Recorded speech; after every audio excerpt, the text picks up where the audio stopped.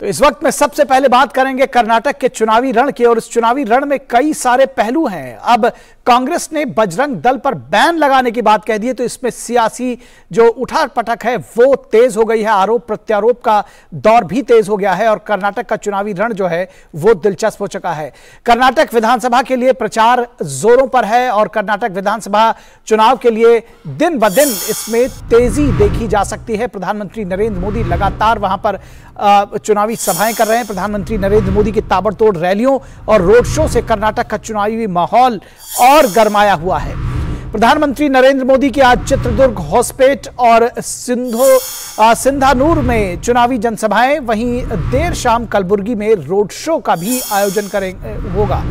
चित्रदुर्ग में जनसभा को संबोधित करते हुए पीएम ने कहा, यह चुनाव कर्नाटक को नंबर 1 राज्य बनाने का चुनाव है। कांग्रेस कभी भाजपा के विकास कार्यों का मुकाबला नहीं कर सकती, यह कहा प्रधानमंत्री ने। कांग्रेस और जेडीएस समाज को बांटने का करते हैं राजनीति। कांग्रेस नेता राहुल गांधी ने कर्नाटक के शिवमोगा में एक चुनावी रैली को संबोधित किया। तो राहुल गांधी ने भी शिवमोगा में चुनावी रैली को संबोधित किया। राहुल गांधी ने भाजपा पर हमला बोला। उन्होंने कहा कि जीएसटी और नोटबंदी ने देश भर में व्यापारियों की कमर तोड़कर रख दी है। कांग्रेस के राष्ट्रीय अध्यक्ष मल्लिकार्जुन खड़गे ने आज बेंगलुरु में पार्टी का घोषणा पत्र जारी किया और इसके बाद इस घोषणा पत्र पर बवाल मच गया। घोषणा पत्र में फ्री बिजली, फ्री अनाज, बेरोजगारी भत्ता जैसे कई लोक लुभावन वादे हैं। गृह ज्योति, गृह लक्ष्मी समेत 5 गारंटियों को फिर से दोहराया गया है। इसके साथ ही मुस्लिम समुदाय के लोगों के लिए 4% आरक्षण की व्यवस्था को फिर से बहाल करने का भी वादा किया गया है। घोषणा पत्र में बजरंग दल पर प्रतिबंध लगाने का भी आश्वासन दिया गया है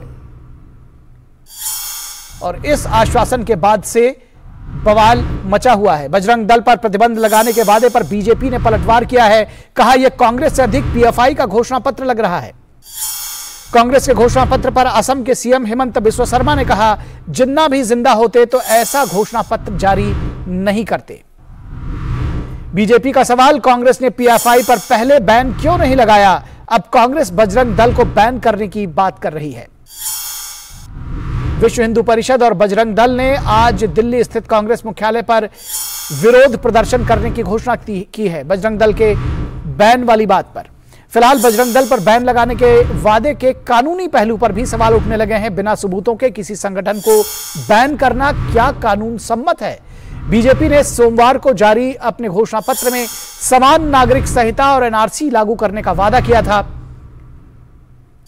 बीजेपी का दावा, समान नागरिक संहिता लागू होने से लैंगिक न्याय मिलेगा और मुस्लिम महिलाओं को पुरुषों के समान ही अधिकार सुनिश्चित हो सकेंगे।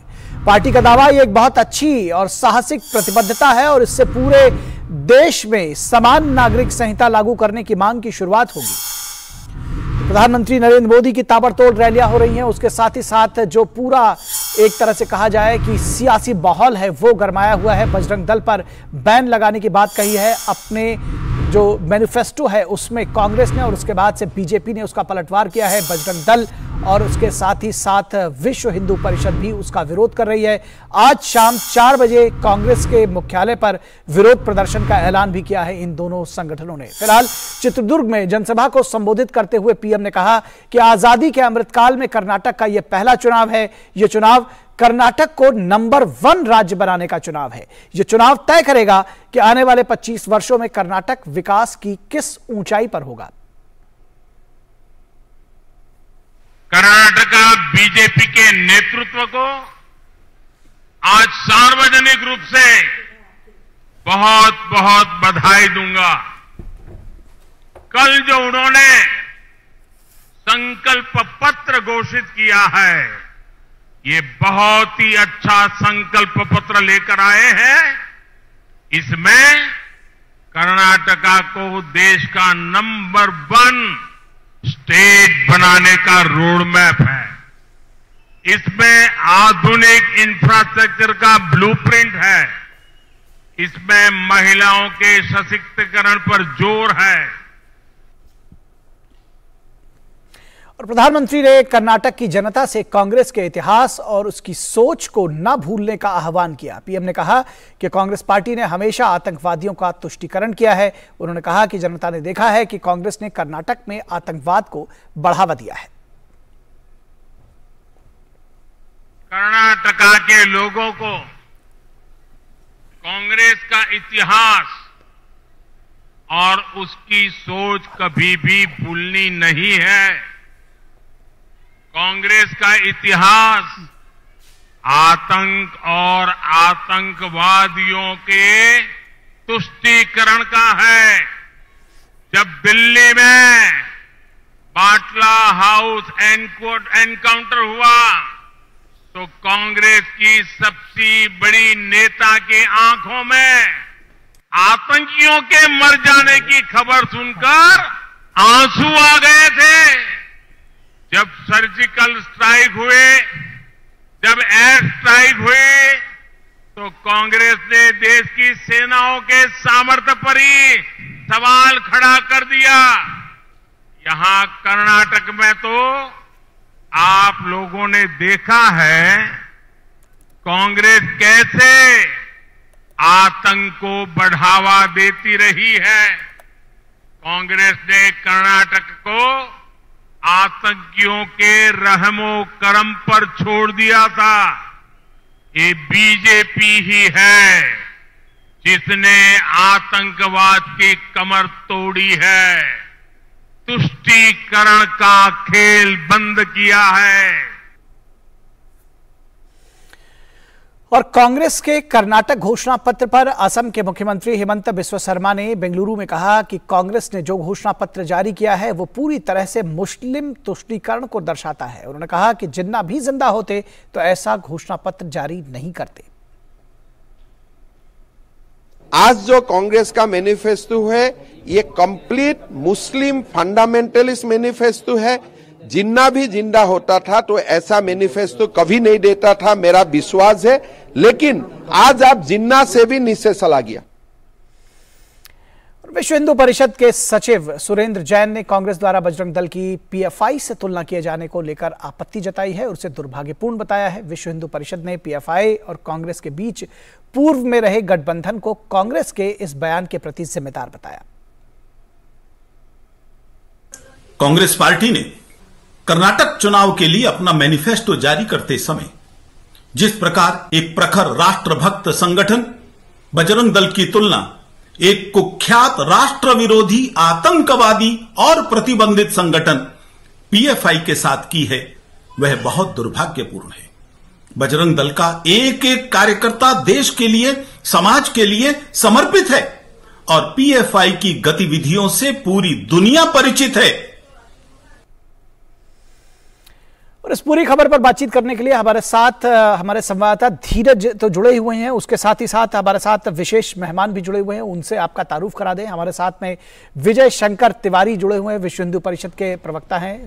तिवारी जी, स्वागत है आपका। उसके साथ ही साथ राहुल लाल जो कि राजनीतिक विश्लेषक भी हैं और कांग्रेस के समर्थक माने जाते हैं, वो भी हमारे साथ में जुड़े हुए हैं, कांग्रेस के नेता हम इनको कह सकते हैं। उसके साथ ही साथ एडवोकेट डीके दुबे भी हमारे साथ जुड़े हुए इस पूरे विषय पर बातचीत करने के लिए। धीरज से अगर इस मुद्दे की शुरुआत करें। धीरज, सबसे पहले तो जो कर्नाटक में चुनावी जो सियासी जंग छिड़ी हुई है उसकी आप एक छोटी सी तस्वीर तो पेश करें ही, साथ ही साथ जो ये बजरंग दल को बैन करने की बात कही है, इसको आम लोग किस तरह से ले रहे हैं? क्या कुछ आपको वहां से फीडबैक मिल रहा है? देखिए, अभी भी जो जिसकी चर्चा आप कर रहे हैं, अभी भी यहाँ पे हॉस्पिटल में जो प्रधानमंत्री की जो सभा जो है वो ख़त्म हुई है और अभी यहाँ से वो निकले हैं। और अगर आप बात करें कि यहाँ की जनसभाओं में जो जिक्र किया है उन्होंने अभी जिक्र किया कि जो कैसे डबल इंजन की सरकार कर्नाटक में विकास का कार्य कर रही है, कैसे यहाँ के जो किसानों को फसल बीमा योजना का 30,000 करोड़ रुपये मिला है। और इसके अलावा जो उन्होंने जिक्र किया वो यहाँ के जो साम्राज्य है, हम्पी साम्राज्य का जिक्र किया कि यहाँ के इतिहास, यहाँ के वैभव को उन्होंने याद किया। और सबसे बड़ी बात उन्होंने ये कही कि हमें यहाँ के जो इतिहास है, यहाँ का जो गौरव है, उस पर गर्व महसूस करने की ज़रूरत है। लेकिन कांग्रेस ने उस पर आज तक गर्व नहीं किया और इसी का ये नतीजा रहा कि इतना बड़ा ऐतिहासिक जगह होते हुए भी यहाँ पर कोई टूरिज्म कॉरिडोर नहीं है, कैसे पर्यटकों को यहाँ तक लुभाया जाए उसके लिए बहुत सुंदर व्यवस्था नहीं है। और इसके अलावा उन्होंने कांग्रेस के घोषणा पत्र का भी जिक्र किया और साफ तौर पे उन्होंने ये कहा कि देखिए कांग्रेस जो घोषणा पत्र लेकर आ रही है, आज कांग्रेस का अस्तित्व खुद संकट में है और वह जो जनता का पिटारा लेकर मैदान में आई है तो जनता उस पर कितना विश्वास करेगी, इस पे उन्होंने सवाल खड़े किए। और दूसरी बात उन्होंने ये कहा कि देखिए हमने जो घोषणा पत्र तैयार किया तो उसमें हमने 224 विधानसभा से जनता की राय ली, चाहे व्हाट्सएप के जरिए, वेबसाइट के जरिए या अन्य माध्यमों से मैंने जनता की राय लेकर हमने अपना घोषणा पत्र तैयार किया। कांग्रेस ने जो घोषणा पत्र तैयार किया वो लोक लुभावन वायदे जैसा है और जो चुनावी वायदे होते हैं वो कितना पूरा होता है ये आप भी जानते हैं। और दूसरी तरफ उन्होंने ये भी जिक्र किया कि देखिए कैसे जो कांग्रेस के सामने अस्तित्व का संकट है, कांग्रेस मात्र 3 राज्य में सिमटी हुई है और क्या कर्नाटक की जनता उन पर विश्वास करेगी। और सबसे बड़ी बात जो उन्होंने कनेक्टिविटी की बात करी और जनता से जो कनेक्ट होने की बात की और जिस पे उन्होंने ये कहा कि देखिए अभी हमारी जो भारत की जो अर्थव्यवस्था है वो 5वें पायदान पर है और हम चाहते हैं कि भारत की अर्थव्यवस्था जो है वो तीसरे पायदान पर पहुंचे और तीसरे पायदान पर इस अर्थव्यवस्था को पहुंचने के लिए कर्नाटक को बड़ी भूमिका निभानी पड़ेगी, कर्नाटक को लीडर की भूमिका निभानी पड़ेगी। इसलिए जो यहाँ की जो जनता है उन्होंने उनको साफ तौर पे कहा कि अगर आपको अपने इकोनॉमी को तीसरे पायदान पर पहुंचाना है तो आपको कर्नाटक को भाजपा आपने प्रधानमंत्री की बात बताई। दरअसल मैं आपसे जानना चाहता था कि बजरंग दल पर बैन लगाने को लेकर के आम लोगों का क्या रिएक्शन है, अगर वो आप हमको 20 सेकंड 30 सेकंड में जल्दी से बता पाए तो हम दूसरे मेहमानों पर जाएंगे। धीरज। बजरंग दल जो अभी मैं कर्नाटक में हॉस्पिटल में था, हॉस्पिटल में जो चुनावी सभा हुई प्रधानमंत्री की उसमें इसका जिक्र नहीं हुआ जो सवाल आप हमसे पूछ रहे हैं और ना ही मैं अभी जो अपनी व्यस्तता के कारण लोगों से ये बात कर पाया कि आपका क्या रिएक्शन है इस बारे में। ठीक है, इस पर हम राहुल लाल जी से रिएक्शन लेते हैं। राहुल लाल जी, जब समान नागरिक संहिता लागू करने की बात करती है बीजेपी कर्नाटक में और तमाम जो दूसरे मुद्दे उठाती है तो उसके एवज में क्या ये इसको कहा जाए कि तुष्टीकरण नहीं है तो और क्या है कि बजरंग दल को बैन करेंगे? और अगर बैन ही करना था तो पहले क्यों नहीं कर लिया था? क्या समझा जाए इसको? देखिए निखिल जी, कांग्रेस ने जो बिल्कुल खुल के कहा है कि किसी प्रकार के कट्टरपंथ को स्वीकार ना किया जाएगा, ना तो मुस्लिम कट्टरपंथ, ना हिंदू कट्टरपंथ, ना ही किसी और दूसरे धर्मों से संबंधित। तो इसलिए जो बयान है वो ये था कि वहां पे पीएफआई जैसी संस्थाएं भी बैन होंगी, जो कि बैन है, चाहे वो पीएफआई हो चाहे वो बजरंग दल हो। ये लाइन था। और हम लोगों ने देखा है हाल के वर्षों में कि बजरंग दल के जो कट्टरपंथी है किस तरह से वो हमारी मर्यादा पुरुषोत्तम भगवान राम के नारे का दुरुपयोग करके हिंसा करते हुए रहे देश भर के अलग अलग हिस्सों में। तो इसके लिए अब कोई स्थान नहीं होगा वहां पे, ये कांग्रेस ने स्पष्ट कर दिया है। ये जो भारतीय जनता पार्टी एक सांप्रदायिक राजनीति करने का प्रयास करती है, हेमंता बिस्वा शर्मा बयान दे रहा है, उनके बयान पे क्या कहा गया? मैं तो यही कहूंगा, उन्होंने कुछ दिन पहले कहा था कि सारे के सारे जो है कि वो जितने मदरसे हैं बंद हो जाने चाहिए। उन्होंने पूरे मदरसों को ही कह दिया था कि मदरसा ही जो है कि वो नहीं, देखिए हिम्मत बिस्वा शर्मा यहाँ पर शामिल नहीं है, लेकिन मदरसों को बंद करने की उन्होंने बात कभी नहीं कही थी। मैं अपने इस मुद्दे को दूसरी तरफ लेकर नहीं जाऊंगा, लेकिन उन्होंने मदरसों के आधुनिकीकरण की बात कही थी और वही काम वहां पर हो रहा है। इसलिए हालांकि हम इस विषय पर अभी हमारी चर्चा नहीं है, चर्चा अभी हमारी बजरंग दल पर है, जिसकी आप तुलना पीएफआई से कर रहे हैं। इसका जवाब मैं बजरंग दल के मैं वीएचपी के प्रवक्ता से लूंगा, लेकिन जो तुलना आपने की बजरंग दल की और पीएफआई की, क्या ये सही है? अपने दिल में झांक कर बताइए। भगवा आतंकवाद वाला जो करार देने की बात थी, कहीं ना कहीं उसी लाइन पर आप उतर आए हैं। नहीं, कहीं से भी भगवा आतंकवाद की बात नहीं है। बात यह है कट्टरपंथ कहीं पे भी होगा उसे कांग्रेस टॉलरेट नहीं करेगी। ये नहीं होगा कि एक प्रकार का आप हिंदू राष्ट्र की बात करें तो वो चल जाएगा और कोई मुस्लिम राष्ट्र की बात करे तो हम उसको आतंकवादी घोषित करें। भारत एक धर्मनिरपेक्ष देश है, ये धर्मनिरपेक्ष इसका नेचर बना हुआ रहेगा। संविधान के केस में, भारतीय केस में उसको संविधान का आधारभूत ढांचा भी घोषित किया गया है। तो इसलिए कांग्रेस अपने उस मूल मामले पर है कि ये देश गांधी का देश बना हुआ रहे, यह देश किस प्रकार से सार्वभौमिक समभाव का देश बना रहे, उसमें कांग्रेस कोई समझौता नहीं करेगी। चलिए ठीक है। तिवारी जी ये कह रहे हैं कि कांग्रेस कोई समझौता नहीं करेगी। पीएफआई और बजरंग दल एक ही सिक्के को दो पहलू हैं। एक दोनों कट्टरपंथ की बात करते हैं, एक अपने धर्म की करता है, एक दूसरे धर्म की करता है। क्या कहेंगे आप? देखो राहुल जी जो बात कर रहे थे तो मैं उसमें यही कहूंगा, कांग्रेस पहले भी बैन लगा चुकी है और एक बैन नहीं कई बार बैन लगा चुकी है। और उस बयान में माननीय न्यायालय ने निर्दोष कहा है कि निर्दोष है। इसका मतलब है कि वो पहले भी झूठे करार दिए जा चुके हैं। अब बैन लगाने की बात, और केवल बैन लगाने की बात नहीं कर रही कांग्रेस, वो पीएफआई से तुलना कर रही है। और कौन सी पीएफआई से तुलना कर रही है? जो कह रही है 1947 तक भारत हम इस्लामिक राष्ट्र बना देंगे। और जब पीएफआई ये कहती है कि भारत को इस्लामिक राष्ट्र बना देंगे, तो इसका मतलब वो ये कहती है कि हम भारत को पाकिस्तान जैसा बना देंगे, हम भारत को बांग्लादेश जैसा बना देंगे, हम भारत को अफगानिस्तान जैसा बना देंगे। इसका मतलब है कि कांग्रेस चाहती है कि भारत की जो परिस्थिति है उसको इन राष्ट्रों जैसा बना दिया जाए। जहां पाकिस्तान में 24% हिंदू था, आज 2% हिंदू रह गया। जहां बांग्लादेश में 28% हिंदू था, आज 7 से 8% हिंदू रह गया। जहां अफगानिस्तान में हिंदू थे, आज वहां पर एक भी हिंदू नहीं है। ऐसा देश बनाने की मानसिकता वाली कांग्रेस है। अब बताइए, यासीन मलिक मनमोहन सिंह के पास गुलदस्ता लेने आते हैं और वहां पर मनमोहन सिंह, प्रधानमंत्री मनमोहन सिंह, एक आतंकवादी का वहां पर स्वागत करते हैं। क्या संकेत देते हैं? बाटला हाउस में आतंकियों ने हमला किया और दिल्ली के एक जाबाज, एक सिपाही, उस समय के अधिकारी, पुलिस अधिकारी मोहन चंद शर्मा की हत्या हो जाती है। लेकिन उस समय सोनिया गांधी को मोहन चंद शर्मा की हत्या पर कोई दुख नहीं था। उन आतंकियों के मरने पर, उन आतंकियों के हताहत होने पर उनको बड़ी दिक्कत हो रही थी। सिमी जैसा जो आतंकवादी दल था, संगठन था, उस पर जब प्रतिबंध लगाया जा रहा था तो विरोध करने वाली कांग्रेस थी। और बताता हूँ, जाकिर नायक जैसा आतंकी संगठन का एक कारखाना चलाने वाला वो जब भारत से भागा तो उसके पहले शांति का दूत कहने वाली कांग्रेस थी। इसलिए कांग्रेस का जो चरित्र है वो कांग्रेस का हाथ आतंकियों के साथ। कश्मीर से इन्हीं के समय 4 लाख लोग निकल के आए हैं, इन्हीं के समय इस पर राहुल लाल जी से जवाब लेंगे, लेकिन एक चीज और समझना चाहेंगे इस पे। हमारे साथ हमारे संविधान विशेषज्ञ DK Dubey ji, advocate DK Dubey ji मौजूद हैं, उनसे समझना चाहेंगे। दुबे जी, क्या जो बैन लगाने की प्रक्रिया है, कोई भी सरकार किसी भी संगठन के ऊपर जब मर्जी चाहे बैन लगा सकती है? क्या कानून क्या कहता है? ऐसा है, संविधान किसी के पिताजी की घर की जागीर नहीं है। देखिए, संविधान काम करता है और सरकार काम करती है कानून के आधार पर, और कानून पास करता है पार्लियामेंट।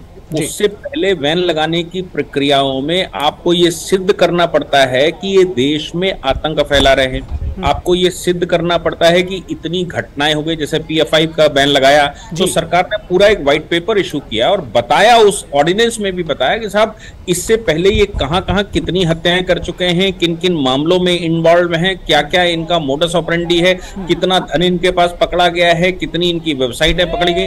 ये सब आपको बताना पड़ता है कि उनकी पॉलिसी क्या है और क्यों बैन लगाना आवश्यक है। मुझे नहीं लगता कि बजरंग दल का एक भी देश में ऐसा प्रकरण है जिसमें ये सिद्ध कर सकते हो कि पीएफआई का जो चरित्र है उसका एक अंश मात्र भी वहां पर दिखाई पड़ा हो।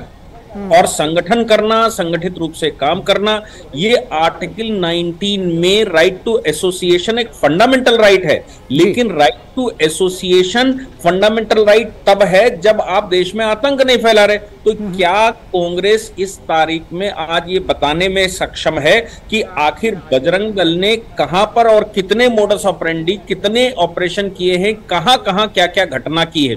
मुझे नहीं लगता कि इनके पास एक भी डेटा मिल सकता है जो ये बताएगा कि साहब किसी भी तरह से ये उसमें इन्वॉल्व है। तो डेटा सबसे पहले इनको शो करना चाहिए कि आखिर ये किस आधार पर ये बता रहे हैं कि बजरंग दल पर ये बैन लगा देंगे और लगा देंगे। आप देखिए, राष्ट्रीय स्वयंसेवक संघ पर पहले भी 4 बार बैन लग चुका है। ऐसा नहीं है कि इन्होंने कोशिश नहीं करी। कांग्रेस जिस समय सत्ता में थी उस समय भी राहुल गांधी प्रयास कर रहे थे भगवा आतंकवाद के नाम से, लेकिन इनके पास कोई डेटा ही नहीं है, ऐसे किसी काम में इन्वॉल्व नहीं है, इसलिए लगा नहीं सकते। तो सबसे पहले तो डेटा कलेक्शन करके बताएं, देश को बताएं भाई कहां कहां क्या क्या हुआ है, उसके बाद ये विचार किया जा सकता है। मुझे लगता है आज की तारीख में ये जो इनका घोषणा पत्र है ये हेट स्पीच की कैटेगरी में आता है, जो अभी सुप्रीम कोर्ट ने भी 2 दिन पहले ही कहा है कि हेट स्पीच के मामले में इंतजार मत करिए कि अदालत कहेगी। हेट स्पीच आपको जहां लगता है वैमनस्यता पैदा करने वाली कोई बात कोई संगठन करता है, वहीं पर उसके ऊपर केस हो जाना चाहिए। तो मुझे लगता है कि ये जो इन्होंने बात कही है बजरंग दल को लेकर,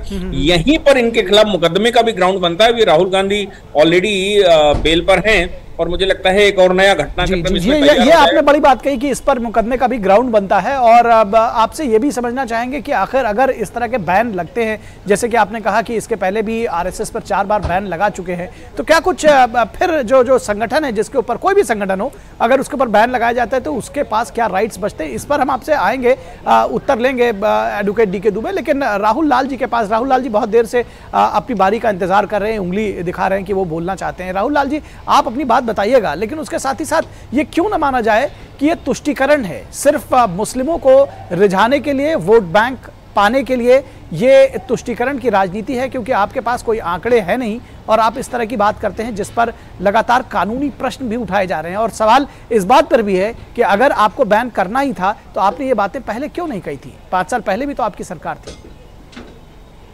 देखिए, अभी पिछले कुछ वर्षों में जो घटना घटी उसके आधार पर ये विचार किया जा रहा है। देखिए, 2-3 चीजें बड़ी स्पष्ट मैं कहूंगा। यहाँ पे किसी प्रकार से मुस्लिम तुष्टीकरण शामिल नहीं है। मुस्लिम तुष्टीकरण शामिल होता है तो फिर तब बजरंग दल की तुलना शामिल इसलिए कहा जा रहा है क्योंकि आप ये कह रहे हैं कि जब पीएफआई को अगर बैन किया है तो चिंता मत करो, पीएफआई बैन है, हम बजरंग दल को भी बैन करेंगे। दरअसल मैसेज ये देना चाह रहे हैं। बिल्कुल, तमाम कट्टरपंथी संगठन बैन होंगे। देखिए, अभी यहाँ पे तिवारी जी कह रहे थे भाई कि पहले भी 3-4 बार प्रयास किया, नहीं हो पाया बैन। हम लोगों को यह भी ध्यान में रखना चाहिए तिवारी जी कि इसके पहले भी एक तरह से पीएफआई के ऊपर बैन करने के कई प्रयास हो रहे थे और कोर्ट उसको हटा दे रही थी। तो वो तो प्रोसेस है, लेकिन पूरे के पूरे आंकड़े जो खोज रहे हैं लोग, वो आंकड़े भी मिलेंगे, वो डेटा भी मिलेगा और कोर्ट को पूर्णतः संतुष्ट भी किया जाएगा। 2 चीजें देखिए, जब पीएफआई ये चीज कर रहा है कि 2047 तक ये देश जो है कि मुस्लिम राष्ट्र बनेगा, उसका कहीं से भी कांग्रेस समर्थन नहीं करती है, वो बिल्कुल गलत है।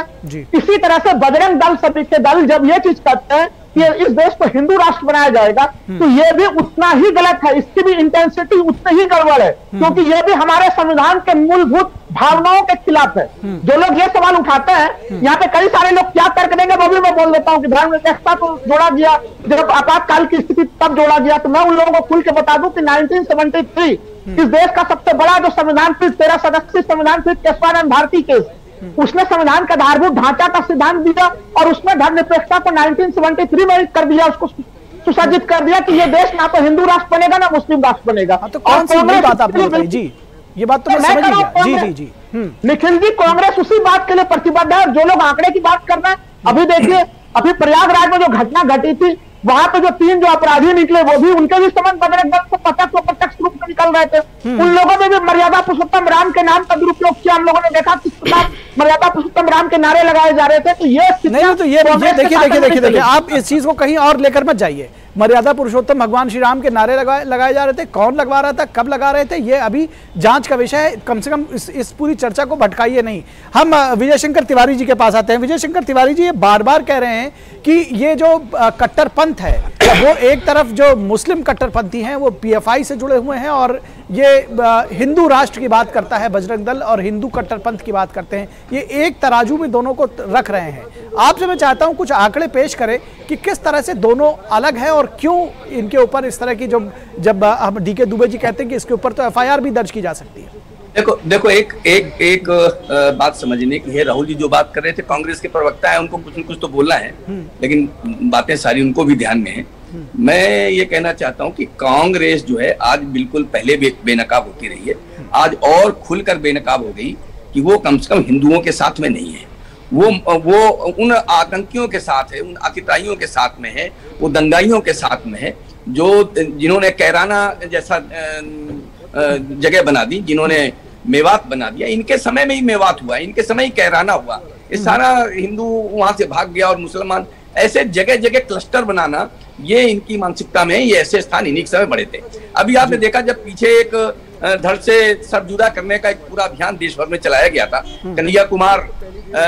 कन्हैया की हत्या हो गई थी, उमेश कोल्हे की हत्या हो गई थी, और देश भर में जो भी ऐसे विषय को लाइक करता था उसके पास हत्या करने का एक फरमान चला जाता कि तुम्हारी भी वैसे ही स्थिति कर देंगे हम।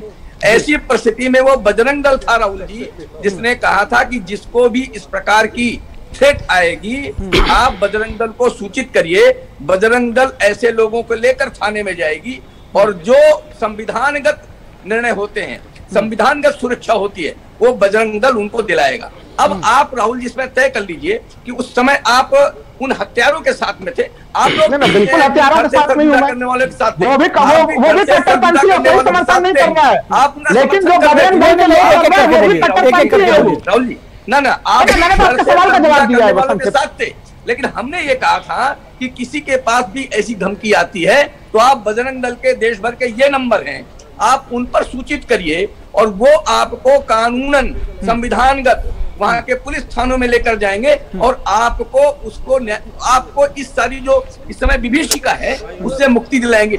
ये अंतर है कांग्रेस में और कांग्रेस की सोच में। आगे क्या कदम उठा रहे हैं आप लोग?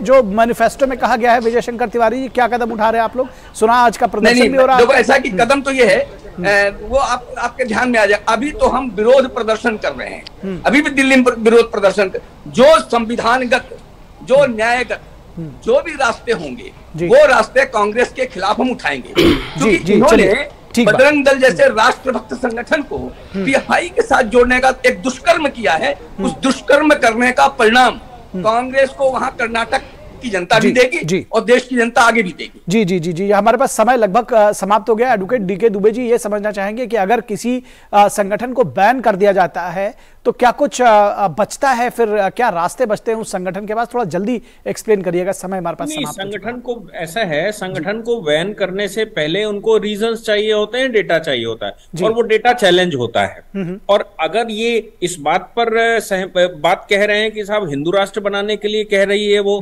तो ऑनरेबल सुप्रीम कोर्ट के जजमेंट है जिसमें सुप्रीम कोर्ट ने कहा है हिंदू का रिलीजन से कोई मतलब नहीं है, हिंदू कहने का मतलब है खुद में सेकुलर है। ये सुप्रीम कोर्ट के जजमेंट है। तो ये किस आधार पर अगर कोई कहता है कि हम हिंदू राष्ट्र की बात कर रहे हैं तो ये तो है ऑलरेडी सुप्रीम कोर्ट के जजमेंटों में है, तो इसमें कहां से ये बैन लगाने की बात आ जाएगी? लेकिन जब आप पीएफआई से तुलना करते हैं तो पीएफआई अलग चीज है। मुझे लगता है कि ये डेटा जब प्रेजेंट करेंगे तो वो अपने आप चैलेंज होगा और ये जैसे मुंह की खाते आए हैं वैसा मुझे लगता है कि समस्या कोर्ट में इनके सामने आएगी। चलिए अभी तो प्रतिमा बनाएंगे, देखा जाएगा। लेकिन ये इससे तुष्टिकरण, आप इस बात को स्वीकार करें या ना करें, लेकिन चूंकि कर्नाटक के चुनाव चल रहे हैं, एनआरसी का मुद्दा उठाया गया है, समान नागरिक संहिता का मुद्दा उठाया गया है, तो उसके साथ में चेक एंड बैलेंस करके तुष्टिकरण की राजनीति की जा रही है।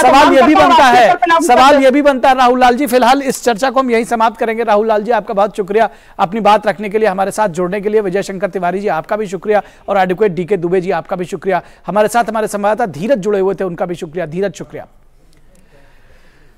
और निश्चित तौर पर तो ये एक गंभीर विषय है जिस पर बजरंग दल का ये कहना है कि उनको पीएफआई के साथ खड़े होने में ऐतराज है और वो इसके खिलाफ आज कांग्रेस मुख्यालय पर शाम 4 बजे प्रदर्शन भी करेंगे।